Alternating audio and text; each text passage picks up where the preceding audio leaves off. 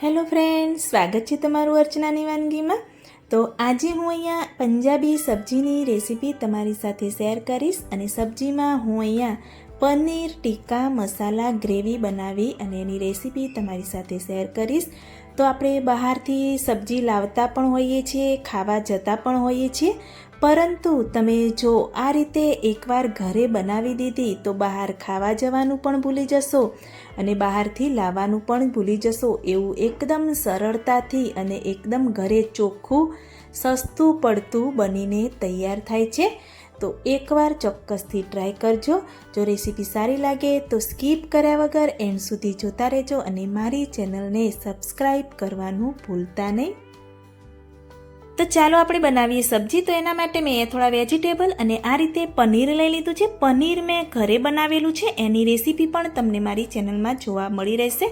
તમે જોઈ શકો છો કે એકદમ પરફેક્ટ એવું પનીર બનીને તૈયાર થયું છે અને એના ટુકડા આ રીતે પનીરના ટુકડા છે એ મોટા રાખવાના।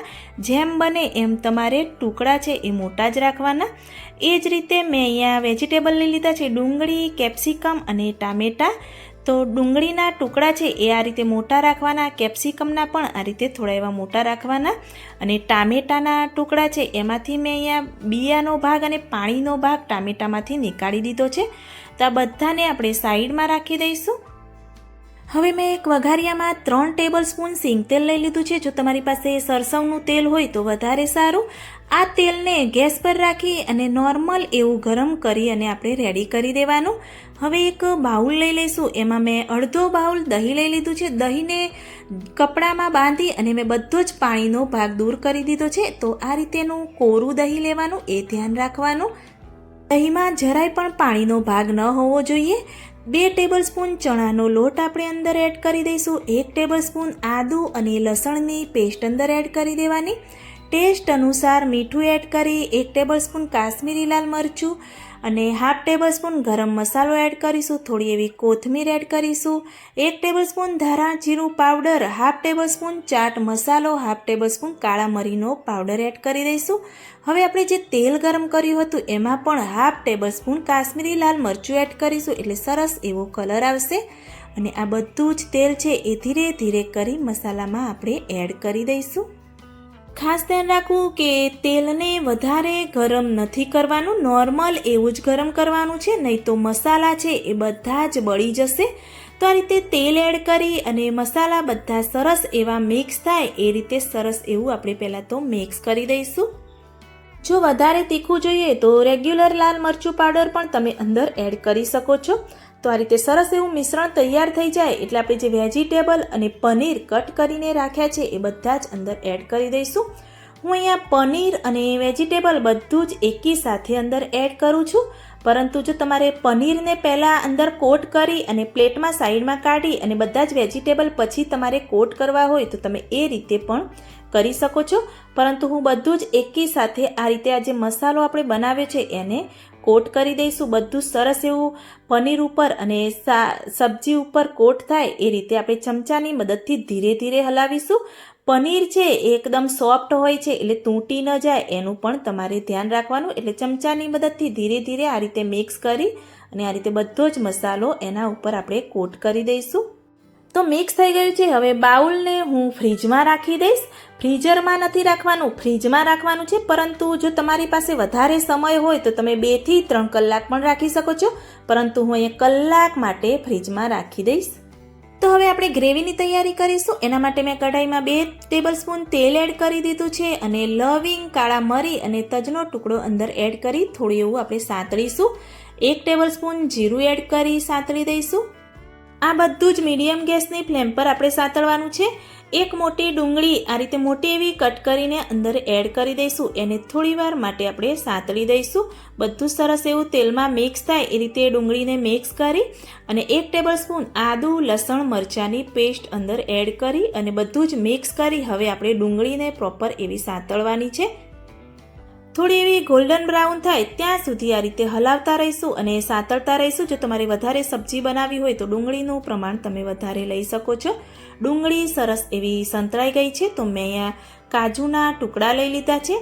તો મેં અહીંયા 6 થી 7 કાજુ લઈ લીધા હતા, એના આ રીતે ટુકડા કરી દીધા છે. એ અંદર એડ કરી અને કાજુને પણ થોડા એવા સોફ્ટ થાય ત્યાં સુધી એને સાતળી દઈશું. કાજુ એડ કરવાથી ગ્રેવીનો કલર અને સબ્જીનો ટેસ્ટ પણ સરસ આવે છે. અને પહેલાં મેં જે કોટ કર્યા સબ્જી એમાંથી જે ટામેટાનો ઉપયોગ કર્યો હતો એ ટામેટામાંથી બિયાનો અને પાણીનો ભાગ કાઢ્યો હતો એ બધા જ ટામેટા ઝીણા એવા સમારીને મેં અત્યારે અંદર એડ કરી દીધા છે. તમે એ રીતે પણ એડ કરી શકો છો અને એક બીજું ટામેટું લઈને પણ નાનું એવું સમારીને અંદર એડ કરી શકો છો. તો આ રીતે ટામેટું એડ કરી, થોડું મીઠું એડ કરી, થોડું એવું પાણી એડ કરી અને ઢાંકી અને 3 થી 4 મિનિટ એને આપણે કૂક થવા દઈશું. તો 4 મિનિટ જેવું થઈ ગયું છે તો આપણે ચેક કરીશું. તો તમે જોઈ શકો છો કે થોડો એવો પાણીનો ભાગ પણ બળી ગયો છે અને જે કાજુ અને ડુંગળીને બધું એડ કર્યું હતું સરસ એવું સોફ્ટ કૂક થઈ ગયું છે. તો હવે આપણી આ જે ગ્રેવી છે એ બની ગઈ છે. ગેસની ફ્લેમ બંધ કરી દઈશું. ગ્રેવીને નીચે ઉતારી એકદમ ઠંડી થાય, પ્રોપર એવી ઠંડી થાય એટલે હું મિક્સર જારમાં લઈ અને સરસ એવી ગ્રેવી પીસી અને બનાવી અને રેડી કરી દઈશ. હવે ગેસ પર મેં બીજું પેન રાખી દીધું છે અને એ પેનમાં મેં અહીંયા 3 ટેબલ સ્પૂન જેવું તેલ એડ કરી દીધું છે. તેલને બધી જ બાજુ આ રીતે ફેલાવી દેવાનું અને જે આપણે પનીર અને બધા વેજીટેબલમાં કોટ કર્યું હતું મિશ્રણ એ આપણે અંદર એડ કરી દઈશું. આ બધું જ મિશ્રણ આપણે અંદર એડ કરવાનું છે અને સાતળવાનું છે. હું અહીંયા બધું એકી સાથે સાતળી રહી છું, પરંતુ તમારે પહેલાં પનીર એકલા સાતળી અને સાઈડમાં કાઢી અને વેજીટેબલ સાતળવા હોય તો એ રીતે પણ તમે કરી શકો છો. આ રીતે મીડિયમ ગેસની ફ્લેમ રાખવાની અને વધારે પડતું હલાવવાનું નહીં. થોડી વાર માટે એમના એમ રહેવા દેવાનું. નીચે થોડો ભાગ સરસ એવો ક્રિસ્પી થાય એટલે ફરીથી એને આ રીતે ઉલટાવતા રહેવાનું. એટલે પનીર પણ એકદમ ક્રિસ્પી થશે અને વેજીટેબલ છે એ પણ એકદમ સરસ એવા ક્રિસ્પી થશે. તમે જોઈ શકો છો કે બધું સરસ એવું ક્રિસ્પી થાય છે. તો મીડિયમ ગેસની ફ્લેમ પર જ આપણે એને આ રીતે થવા દઈશું. તો મેં આ રીતે બધું જ ધીરે ધીરે સાતળ્યું અને બધું જ સરસ એવું સોફ્ટ પણ થઈ ગયું છે, ક્રિસ્પી પણ સરસ એવું થઈ ગયું છે. તો નીચે ઉતારી દઈશું અને હવે બીજી કઢાઈમાં મેં અહીંયા 3 ટેબલ સ્પૂન તેલ એડ કરી દીધું છે અને 2 સૂકા મરચાં અંદર આપણે એડ કરીશું અને એક ડુંગળી ઝીણી એવી એકદમ ચોપરમાં મેં ઝીણી કરી દીધી છે એ અંદર એડ કરી દઈશું અને ડુંગળીને આપણે થોડી એવી સાતળી દઈશું. તમે વિચારતા હશો કે અર્ચનાબેન આ તો સબ્જી બનાવવામાં ઘણી એવી મગજમારી છે, પરંતુ જો એકવાર બનાવશો તો બહારથી લાવવાનું પણ ભૂલી જશો એવી ટેસ્ટી બનીને તૈયાર થાય છે. 2 લીલા મરચાં મોટા એવા ટુકડા કરીને એડ કરી દેવાના. એક ઝીણું ટામેટું ઝીણું એવું સમારીને અંદર એડ કરી દેવાનું. થોડું એવું મીઠું અંદર એડ કરી દઈશું અને મિક્સ કરી દઈશું. તો ડુંગળી અને ટામેટાને સરસ એવું મિક્સ કરી અને એકદમ સોફ્ટ થાય ટામેટા ત્યાં સુધી આપણે એને મીડિયમ ગેસની ફ્લેમ પર સાતળવા દઈશું. તો ટામેટા સરસ એવા સોફ્ટ થઈ ગયા છે. તો હવે મસાલા કરીશું.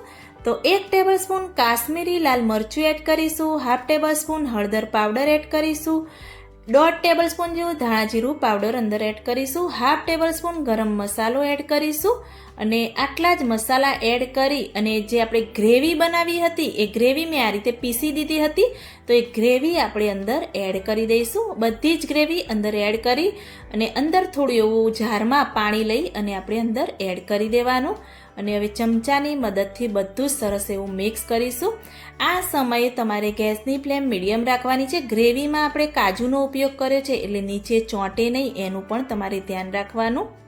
ગ્રેવી સાતળતી વખતે તમારે સતત એવું હલાવતા રહેવાનું જ્યાં સુધી તેલ છૂટું ન પડે ગ્રેવીમાં ત્યાં સુધી એને આ રીતે ધીમે ધીમે હલાવતા રહેવાનું જેથી નીચે ચોંટે નહીં. જો બધી સામગ્રી તૈયાર કરીને રાખેલી હોય તો આ સબ્જી બનાવવામાં જરાય પણ વાર નથી લાગતી.